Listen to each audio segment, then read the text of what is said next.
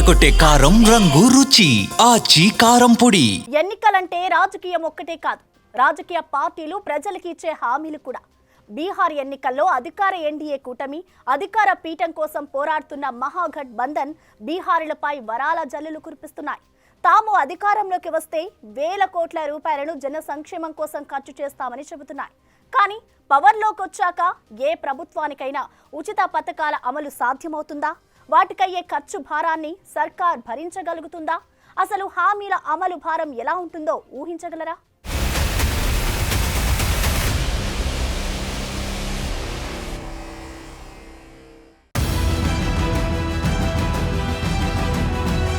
దేశవ్యాప్తంగా చర్చనీయాంశంగా బీహార్ ఎన్నికల హామీలు.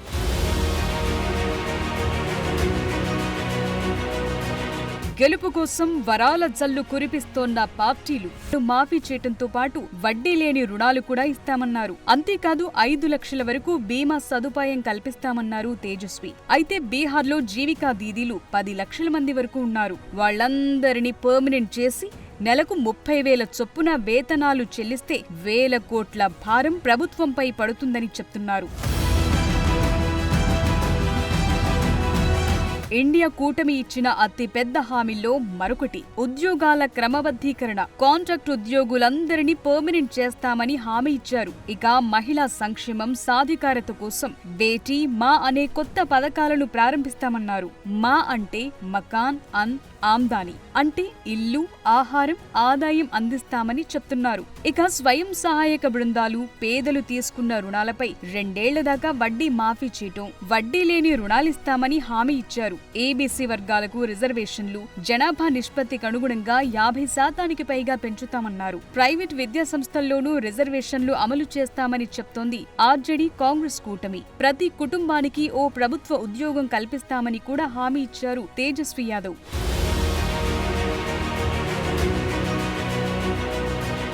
జేడీయూ బీజేపీ కలిసున్న ఎన్డీఏ కూటమి కూడా భారీ హామీలను ప్రకటించింది. ఇప్పటికే నితీష్ కుమార్ ప్రభుత్వం అమలు చేస్తోన్న నిశ్చయ్ పథకాలను కొనసాగించడంతో పాటు విస్తరిస్తామని చెప్తున్నారు. ఇక వికాస్ మిత్రులుగా పిలిచే గ్రామీణ సంక్షేమ ఉద్యోగులకు డీఏతో పాటు స్టేషనరీ భత్యాలను పెంచుతామన్నారు. వారి డిజిటల్ కార్యకలాపాల కోసం టాబ్లెట్లు కొనుగోలు చేసేందుకు 25,000 అందిస్తామని చెప్పారు. ఇక Nishchay self help allowance scheme కింద 20 నుంచి 25 ఏళ్ల వయసు గల నిరుద్యోగ గ్రాడ్యుయేట్లకు నెలకు 1,000 రూపాయలు అందిస్తామన్నారు. మహిళా ఓటర్ల కోసం ప్రత్యేక ప్యాకేజ్లను ప్రకటించింది ఎన్డీఏ కూటమి. గతంలో ప్రభుత్వం ప్రకటించిన మై బెహన్మాన్ యోజన లాంటి పథకాల ద్వారా మహిళలకు 10,000 ఆర్థిక సాయం అందించింది. అదేవిధంగా వితంతు పెన్షన్లు 400 నుంచి 1,400కు పెంచుతామంటున్నారు. పదవీ విరమణ చేసిన 95,000 మంది ఆశ, 4,600 మంది ఆరోగ్య సంరక్షణ కార్యకర్తలకు గౌరవ వేతనాలను పెంచింది. తక్కువ వడ్డీతో రుణాలందించింది.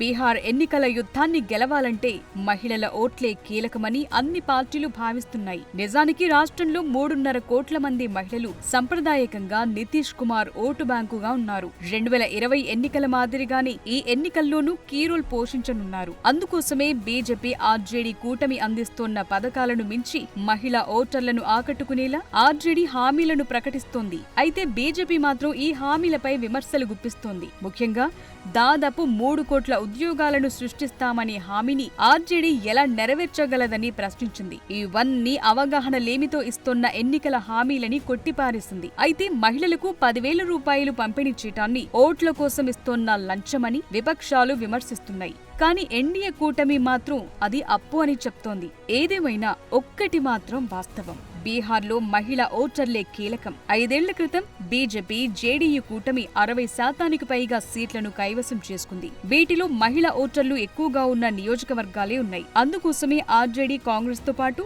ఇతర పార్టీలు ఉన్న మహాగఠబంధన్ వీలైనన్ని ఎక్కువ మహిళల ఓట్లను ఆకర్షించాలని ప్రయత్నిస్తున్నాయి.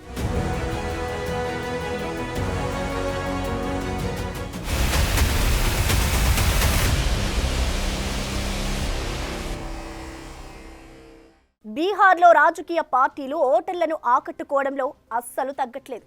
ఒకరిని మించి మరొకరు హామీలివ్వడంలో తప్పులేదు. కానీ ఎంత మూల్యానికి? అధికారంలోకి వచ్చేందుకు భారీ హామీలు ప్రకటిస్తున్నారు సరే, అది సర్కార్ ఖజానాపై ఎంత భారం పడుతుందనేది ఆలోచించే చెబుతున్నారా? లేక ఎన్నికలు గట్టెక్కేందుకు ఏదో ఒకటి చెప్పాలి కాబట్టి చెబుతున్నారా? ఈ హామీలను గనక నెరవేరిస్తే బీహార్ ఖజానాపై పడే భారం ఎంత?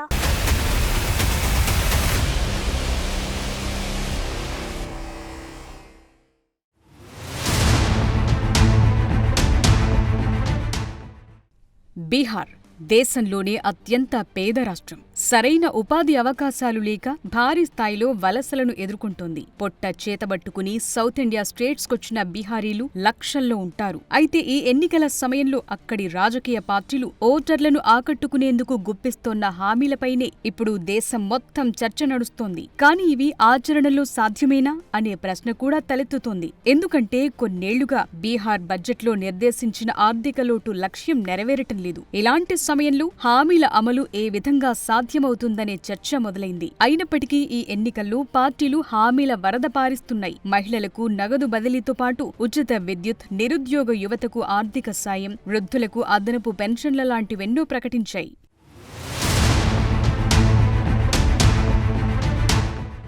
బీహార్లో 2.8 కోట్ల కుటుంబాలున్నాయి. దాదాపు 20 లక్షల మందికి ప్రభుత్వ ఉద్యోగాలున్నాయి. ఇప్పుడు తేజస్వి యాదవ్ 2.6 కోట్ల కుటుంబాలకు ప్రభుత్వ ఉద్యోగాలిస్తానని హామీ ఇచ్చారు. కానీ ఇన్ని ఉద్యోగాలు కల్పించడానికి 12 లక్షల కోట్లు అవసరమవుతుంది. ఇది బీహార్ బడ్జెట్ కంటే 4 రెట్లు ఎక్కువ. ఈ లెక్కలేవీ వేసుకోకుండానే ఆర్జేడీ ఇంత భారీ హామీ ఎలా ప్రకటించిందనేదే బిగ్ డౌట్. ఎన్డీఏ కూటమి ప్రకటించినట్లు మహిళలకు స్వయం ఉపాధి కోసం 10,000 పంపిణీ చేసేందుకు ఒక్కసారికే 10,000 కోట్ల అవసరమవుతుంది. అలాగే ఇప్పుడున్న పెన్షన్లను 400 నుంచి 1,400కు పెంచేందుకు 8,400 కోట్లు అవసరమవుతాయి. ప్రతి నెల 125 యూనిట్ల వరకు ఉచిత విద్యుత్ అందించేందుకు 3,800 కోట్లు కావాలి. 5 లక్షల మంది నిరుద్యోగులకు నెలకు 1,000 రూపాయల భృతి ఇవ్వాలంటే 600 కోట్లకు పైనే ఖర్చవుతుంది. ఇక ఆర్జేడీ కాంగ్రెస్ కూటమి చెప్పినట్లుగా ఆర్థికంగా వెనుకబడిన తరగతులకు చెందిన మహిళలకు నెలకు 2,500 నగదు చెల్లించేందుకు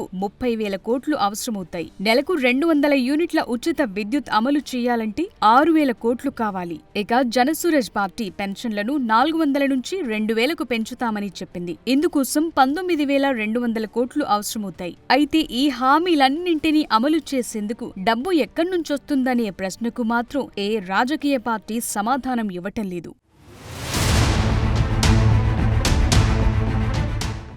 ఇంత భారీ హామీలు ఇచ్చిన పార్టీలు ఎన్నికల్లో గెలవకపోవచ్చు. అలాగే గెలిచిన పార్టీ వాటిపై చర్య తీసుకోకూడదని ఎంచుకోవచ్చు. లేకపోతే ఖర్చును తగ్గించుకునేందుకు లబ్ధిదారుల సంఖ్యను కూడా తగ్గించే అవకాశముంది. ముఖ్యంగా మౌలిక సదుపాయాల అభివృద్ధి, ఉద్యోగ ఉపాధి అవకాశాల సృష్టి ఎంతో అవసరమున్న రాష్ట్రానికి ఈ ఎన్నికల హామీల అమలనేది చాలా పెద్దది.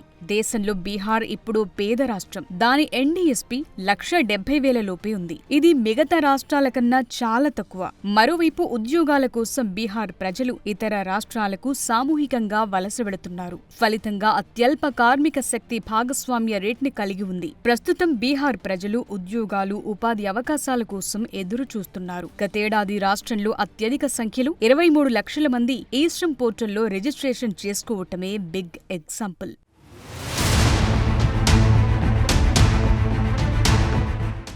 తమ రాష్ట్రంలో ఉన్న సమస్యలను పరిష్కరించడానికి బదులుగా బీహార్లోని రాజకీయ పార్టీలన్నీ ఎన్నికల్లో బ్యాండేర్ పరిష్కారాల కోసమే ముందుకెళుతున్నాయనే వాదన వినిపిస్తోంది. ఆర్జేడీ నాయకుడు తేజస్వి యాదవ్ బీహార్లోని ప్రతి ఇంటికి ప్రభుత్వ ఉద్యోగమిస్తామని ప్రకటించారు. కానీ ఇన్ని ఉద్యోగాలు ఎలా సృష్టిస్తారనే దానికి సంబంధించి ఎలాంటి వివరాలు లేవు. దాదాపు 42,000 మూలధన వ్యయాన్ని మాత్రమే ప్లాన్ చేసిన రాష్ట్రం ఏడాదికి 600 నుంచి 30,000 కోట్లు ఖర్చు చేయగలిగే వాగ్దానాలను ప్రకటించింది. ఇప్పటికే బీహార్ ఆర్థిక వ్యవస్థ అనేక సవాళ్లను ఎదుర్కొంటోంది. గత 2 ఆర్థిక సంవత్సరాల్లో తన ఆర్థిక లోటు లక్ష్యాన్ని జీఎస్డీపీలో 3% పైగా బడ్జెట్లో పెట్టుకుంది. ఈ సంఖ్య ఇప్పుడు 3 రెట్లు పెరిగి 9.2%కి చేరింది. ఈ పరిస్థితుల్లో పార్టీలు ప్రకటిస్తున్న హామీలు చూశాక దేశవ్యాప్తంగా ఒకటే చర్చ మొదలైంది. అసలు వాటన్నింటినీ ఎలా నెరవేరుస్తారని.